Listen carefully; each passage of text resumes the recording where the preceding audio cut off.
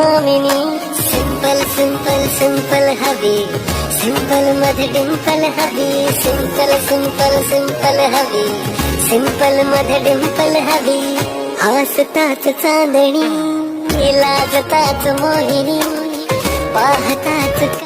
पण आपण अलाइट मोशन ॲपच्या मेन विंडोवरती आलो तर सिम्पली ते प्रोजेक्टवरती यायचं आहे. प्रोजेक्टवरती गेल्यानंतर तुम्हाला ते म्हटलं माझे बिटमार्क प्रोजेक्ट आणि शेक इफेक्टचा जो प्रोजेक्ट आहे तुम्हाला इथे मिळून जाईल. तर सिम्पली तुम्हाला ॲड करून घ्यायचं आहे अलाइट मोशन ॲपमध्ये.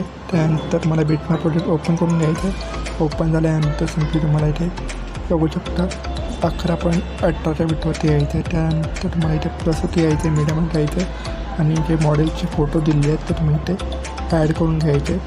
तुम्ही स्वतःचे फोटोजसुद्धा तुम्ही इथे वापरू शकता. सिम्पली ते मी मॉडेलचे फोटोज जे आहेत ते इथे पटापट ॲड करून घेतो.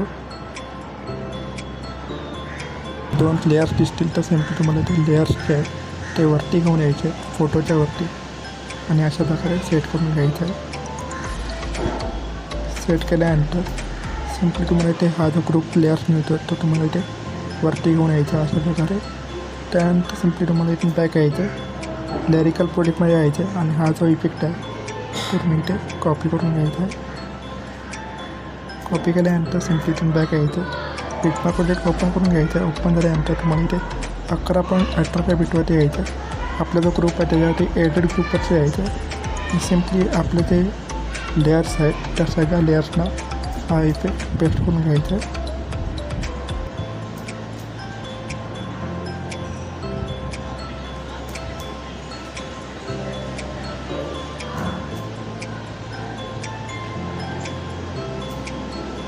इथं आपल्या लेयर्सला इफेक्ट पेस्ट केल्यानंतर सिम्पली तुम्ही बॅक यायचं आहे. बॅक आल्यानंतर तुम्हाला इथे 11.8च्या बिटवरती यायचं आहे.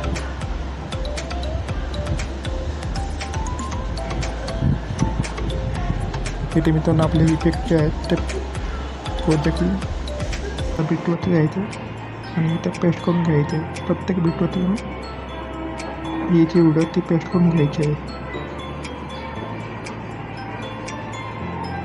बघू शकता अशा प्रकारे आपला इफेक्ट तयार होईल. ओव्हरले व्हिडिओचा हा इफेक्ट आहे. बघू शकता इथे फायनली आपली व्हिडिओ पूर्ण झाली आहे.